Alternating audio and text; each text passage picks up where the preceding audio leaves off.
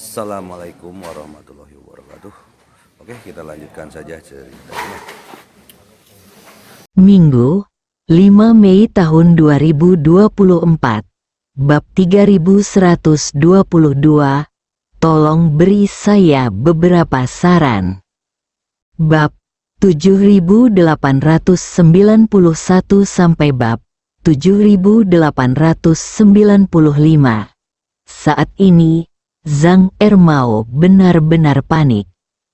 Dia tidak pernah menyangka ingin memberi bantuan kepada Chen Yufei, tetapi sekarang Chen Yufei berbalik dan ingin menggigitnya.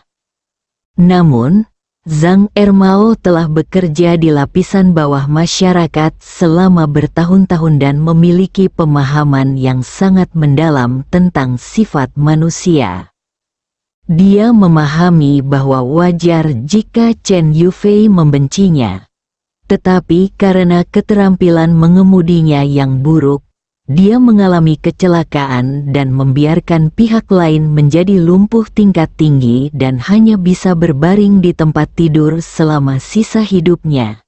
Dalam hal ini, pihak lain harus memberikan kompensasi kepada dirinya sendiri. Anda tidak bisa pergi ke ranjang rumah sakit, mengarahkan hidung Anda ke arahnya dan memarahinya, hanya untuk membalas kebaikannya. Seorang pencari nafkah seperti Chen Yufei, yang memiliki keterampilan yang sangat terbatas, sebenarnya hanya memiliki sedikit kesempatan untuk mendapatkan pekerjaan bagus yang layak, menguntungkan, dan juga bisa menjadi pejabat perbatasan tanpa ada yang peduli atau bertanya. Dengan kemampuannya, kemungkinan menjadi manajer umum Ji Qingtang lebih rendah dibandingkan memenangkan lotre. Begitu pekerjaan nyaman yang diperolehnya dengan susah payah sangat dipengaruhi olehnya, dia pasti akan membenci dirinya sendiri sampai mati. Meskipun Zhang Ermao sekarang dianggap sebagai tokoh berpangkat tinggi, dia tidak memiliki pengaruh di depan keluarga Song. Oleh karena itu, begitu grup Song ingin mengusir Chen Yufei, tidak mungkin dia dapat mempertahankan Chen Yufei. Bukan saja saya tidak dapat mempertahankan pekerjaannya, bahkan sulit baginya untuk mendapatkan pekerjaan lain di industri barang antik. Lagi pula, saya telah membuatnya sangat malu kali ini. Oleh karena itu, situasi saat ini sangat jelas. Chen Yufei pasti akan dipecat, dan dia pasti akan mengekspos dirinya untuk menghilangkan kebenciannya. Pada saat itu, reputasi saya di industri barang antik hancur. Jika Tuan Hongwu atau bahkan Tuan Ye yang disalahkan, maka saya mungkin tidak akan memiliki apapun seperti Chen Yufei. Terlebih lagi, Xiao Changkun akan mendarat di Dubai dalam beberapa jam. Saya harus memberinya jawaban yang memuaskan saat itu. Tapi bagaimana saya bisa membantunya mendapatkan kembali Buddha perunggu? Memikirkan hal ini, Zhang Ermao merasa seolah-olah dia jatuh ke dalam jurang yang dalam. Masa depannya yang menjanjikan telah hancur oleh satu operasi liciknya. Tepat ketika dia tidak tahu harus berbuat apa, telepon tiba-tiba berdering. Peneleponnya ternyata adalah Tuan Cheng, seorang penipu profesional. Dia sangat marah sehingga dia menjawab telepon dan mengutuk, "Cheng, kamu masih berani meneleponku? Kamu telah menyakitiku. Tahukah kamu?" Guru Cheng juga cemas dan berkata pada dirinya sendiri, "Saudara Ermao, Buddha perunggu yang saya jual kepada Tuan Murong kemarin adalah yang salah. Saya mohon Anda membantu saya dan meminta Tuan Murong mengembalikannya kepada saya. Saya akan membayar 10 kali lipat harga untuk mendaur ulangnya." Zhang Ermao langsung meledak dan berseru, "Persetan, Paman Cheng, aku tidak mengganggumu. Tapi kamu masih berani meneleponku dan menanyakan sesuatu padaku. Bukankah kamu ahli dalam pemalsuan? Barang-barang itu adalah dari dinasti Song Utara. Kamu tidak bisa membedakan antara yang berasal dari akhir dinasti Qing dan akhir dinasti Qing. Mengapa kamu tidak melepaskan pandanganmu saja dan biarkan aku melemparkannya ke tanah dan menghancurkannya untuk membuatnya suara keras?" Segera setelah Guru Cheng mendengar ini, dia tahu bahwa Zhang Ermao juga telah mengetahui tentang masalah ini, dan dengan cepat berkata, "Saudara Ermao, karena Anda tahu segalanya, saya tidak akan mengambil jalan memutar apapun dengan Anda. Benda itu bernilai 20 juta. Tuan Murong mengirim saya pergi hanya dengan 98.000 yuan. Ini agak tidak bisa dibenarkan, bukan?" Zhang Ermao sangat marah hingga seluruh tubuhnya gemetar dan mengumpat dengan keras, "Oke, nama keluargamu adalah Cheng. Kamu benar-benar hebat. Biar ku beritahu, barang itu dijual kepada Zhou Liangyun seharga 300.000 yuan. Sekarang kamu bukan satu-satunya orang yang ingin. Jika Anda menginginkan sesuatu, Tuan Murong itu juga menginginkan sesuatu. Jika Anda memiliki kemampuan, pergilah ke seseorang bernama Zhou untuk memintanya. Tapi jangan salahkan saya karena tidak mengingatkan Anda bahwa Chen Yufei dari Ji Qingtang telah dipermalukan karena perbuatan sialanmu ini. Dia pergi ke rumah neneknya, dan sekarang dia tidak bisa mempertahankan pekerjaannya. Dia merasa bahwa akulah penyebab semuanya. Jadi dia akan mengungkap masalah ini dan memanfaatkanku sebagai pendukungnya.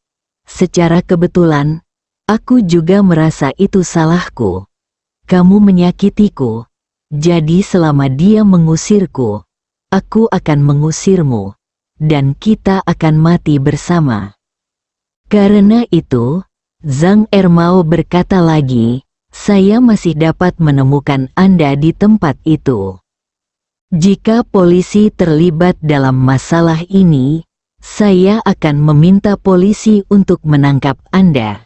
Jangan salahkan saya, Zhang Ermao, karena tidak etis. Hal utama adalah Anda idiot itu buta. Jika Anda seorang profesional, Anda bisa menyimpan Buddha perunggu dinasti Song Utara untuk diri Anda sendiri dan menghasilkan banyak uang untuk menganggapnya palsu, dan membuat barang antik untuk membuatmu terlihat seperti ini. Aku ini pertama kalinya aku melihatnya." Ketika Guru Cheng mendengar ini, suaranya bergetar ketakutan, dan dia buru-buru berkata, "Saudara Ermao, harap tenang. Saudara Ermao, saya tidak punya maksud lain.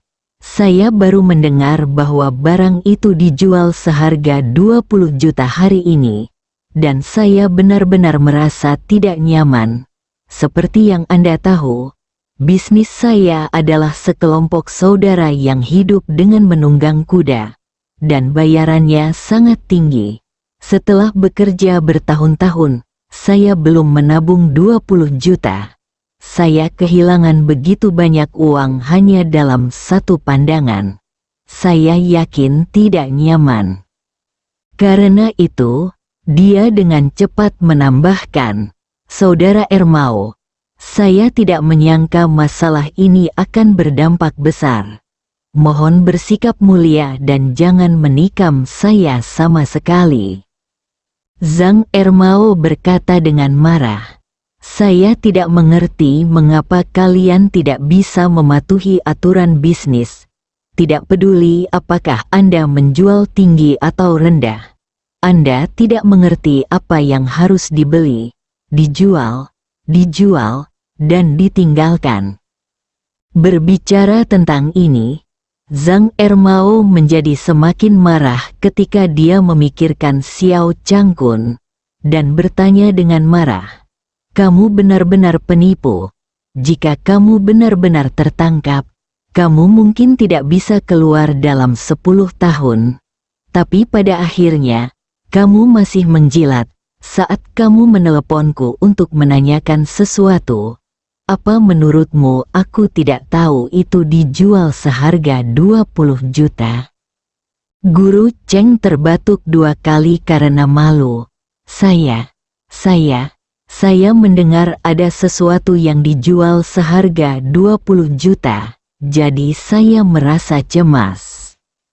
Zhang Ermao memarahi, "Apakah Anda cemas? Mengapa Anda cemas? Apakah Anda tidak memiliki gambaran bagus tentang logika operasi industri ini? Apakah menurut Anda Zhou akan mengambil kembali barang-barang itu dan mengembalikannya kepada saya setelahnya menjualnya seharga 20 juta?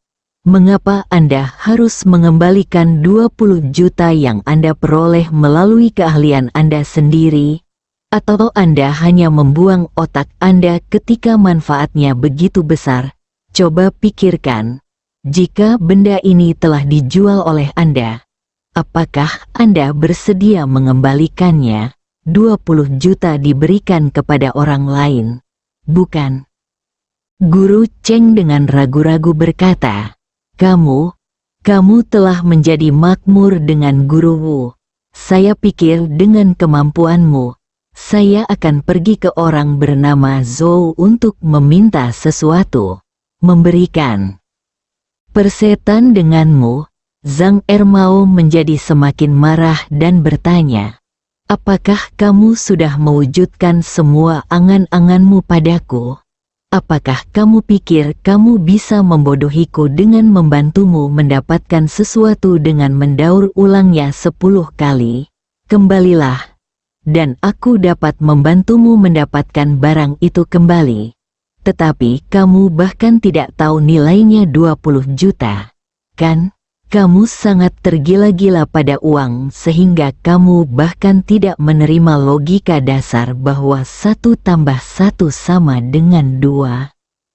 Guru Cheng dimarahi dengan sangat buruk oleh Zhang Ermao sehingga dia hanya bisa meminta maaf dengan panik. "Maaf, Saudara Ermao, maafkan saya, itu hanya imajinasi saya. Jangan dimasukkan ke dalam hati. Biarkan saya tidak menyebutkannya masalah ini. Saya akui bahwa barang senilai 20 juta itu hilang. Mohon berbaik hati dan jangan menikam saya. Saya telah berusaha keras untuk melakukan hal ini. Tidak masalah jika barang-barang itu hilang. Jika tempat itu hilang, saya akan tamat." Keluar dari sini, Zhang Ermao mengertakkan gigi dan berkata, "Biar ku beritahu padamu, Cheng. Aku, Zhang Ermao, telah berkecimpung di dunia barang antik selama bertahun-tahun dan belum menghasilkan banyak uang, tapi aku tetap ikuti aturan. Jika kamu tidak meneleponku, jika sesuatu benar-benar terjadi padamu melalui panggilan telepon ini, aku tidak akan meneleponmu. Tetapi panggilan telepon darimu ini menghilangkan bagian terakhir dari mentalitasku. Aku akan meninggalkannya di sini hari ini, selama Chen Yufei bisa menyelamatkanku. Jika kamu mencolekku, aku akan segera mencolekmu. Lalu aku akan mencantumkan namamu, nomor telepon, dan alamatmu di bagian atas lingkaran pertemananku, jadi kamu bisa meminta restumu sendiri." Karena itu, Zhang Ermao menutup telepon, mengabaikan bahwa Guru Cheng di telepon masih menelepon Saudara Ermao. Begitu dia menutup telepon, Zhang Ermao merasa sedih. Meski saya sudah lama terbiasa dengan kondisi dunia yang keras dan hati masyarakat yang stagnan, saya tidak pernah menyangka bahwa di hadapan 20 juta orang, setiap orang akan kehilangan batasan paling mendasarnya. Dan dia juga dengan jelas menyadari bahwa seiring dengan perkembangan sekarang, dia seperti secara tidak sengaja menggelindingkan bola salju di puncak gunung salju, dan bola salju ini sekarang kemungkinan besar akan longsor dan sepenuhnya di luar kendalinya. Oleh karena itu, Zhang Ermao tidak lagi mengambil risiko. Dia mengambil ponselnya dan menelepon Ye Chen. Saat ini, Ye Chen sedang berada di hotel pemandian air panas Champ Elysees. Dia tiba-tiba melihat Zhang Ermao memanggilnya. Jadi, dia menjawab telepon dan bertanya sambil tersenyum, "Ermao, apa yang kamu inginkan dariku?" Zhang Ermao berkata dengan suara yang sangat khawatir dan menyesal, "Tuan Ye, saya memanggil Anda untuk mengambil inisiatif untuk mengakui kesalahan saya." Marvin bertanya dengan sadar, "Kesalahan apa yang kamu akui padaku?" Zhang Ermao menghela nafas dan tersedak, "Tuan Ye, Anda semua berada di bawah pengaruh." Setelah mengetahui bahwa Zhou Liangyu, mantan manajer Ji Qingtang, kembali, dia mengira ayah mertua Anda telah diintimidasi olehnya sebelumnya. Dan dia pasti memiliki kebencian terhadapnya. Jadi aku menghubungi ayah mertuamu dan membuat ide yang buruk. Tapi aku tidak menyangka akan salah. Karena itu, Zhang Ermao menceritakan keseluruhan cerita kepada Ye Chen melalui telepon, tanpa berani menyembunyikan apapun. Setelah Ye Chen mendengarkan, dia bertanya kepada Zhang Ermao, "Zhang Ermao, Anda tidak memberitahu saya ketika Anda merencanakan masalah ini. Anda tidak memberitahu saya ketika Anda menerapkannya. Setelah selesai, Anda tetap tidak memilih untuk memberitahuku. Sekarang sudah berakhir di luar kendalimu. Katakan padaku lagi, apa niatmu? Apakah kamu ingin aku membantumu? Atau kamu ingin aku membantumu membujuk ayah mertuaku untuk berhenti memintamu melakukan hal itu patung senilai 20 juta? Zhang Ermao berkata dengan cepat, "Tuan Ye, saya memanggil Anda untuk mengaku. Saya tidak berani mengharapkan Anda membantu saya menyelesaikan masalah apapun. Saya hanya merasa malu atas dukungan yang Anda dan guru kelima berikan kepada saya. Jadi sebelum masalah ini selesai terungkap, saya akan mengakui segalanya kepada Anda dan guru kelima terlebih dahulu. Tidak peduli bagaimana Anda dan guru kelima berencana untuk menghukum saya tidak akan pernah mengeluh. Adapun Presiden Xiao, saya pasti akan menemukan cara untuk mengganti kerugiannya dan tidak membuatmu malu." Ye Chen mendengus dingin dan berkata, "Kamu membawanya untuk menipu orang dan membantunya mendapatkan 200.000. Apa ruginya?" Zhang Ermao berkata tanpa sadar, "Ya, tapi barang itu dijual oleh Zhou Liangyun seharga 20 juta. Ye Chen berkata, "Zhang Ermao, saya mendukung Anda dan membiarkan Anda bekerja untuk Hongwu terutama karena Anda lebih pintar dari orang biasa. Tetapi kecerdasan Anda harus digunakan di tempat yang tepat. Apa arti praktis dari upaya Anda yang disengaja untuk menyenangkan saya, ayah mertua? Menurutku dia bisa mengucapkan beberapa kata manis kepadamu di depanku dan aku bisa mengagumimu." Berbicara tentang ini, Ye Chen berkata dengan dingin, "Izinkan saya memberitahu Anda Zhang Ermao, Saya tahu level ayah mertua saya jauh lebih baik daripada Anda. Jika dia memuji Anda, saya tidak hanya tidak akan meremehkan Anda, tetapi saya juga akan ragu, kamu, kemampuan orang ini. Sebaliknya, kecerdasan dan kefasihan acak Anda ketika Anda menjual lukisan Tiongkok, Mona Lisa, terakhir kali, itulah yang membuat saya mengagumi Anda. Jika Anda ingin saya mengagumi Anda punya untuk melakukan sesuatu. Biarkan aku memikirkan urusanmu daripada berusaha menyenangkan ayah mertuaku. Mengerti? Kata-kata Ye Chen membangunkan si pemimpi. Baru pada saat itulah Zhang Ermao menyadari betapa besar kesalahan yang telah dia lakukan. Dan dia juga mendengar bahwa Ye Chen sepertinya tidak berniat menjatuhkannya karena kejadian ini. Jadi dia segera bertanya kepadanya, "Tuan Ye, apa yang harus saya lakukan sekarang?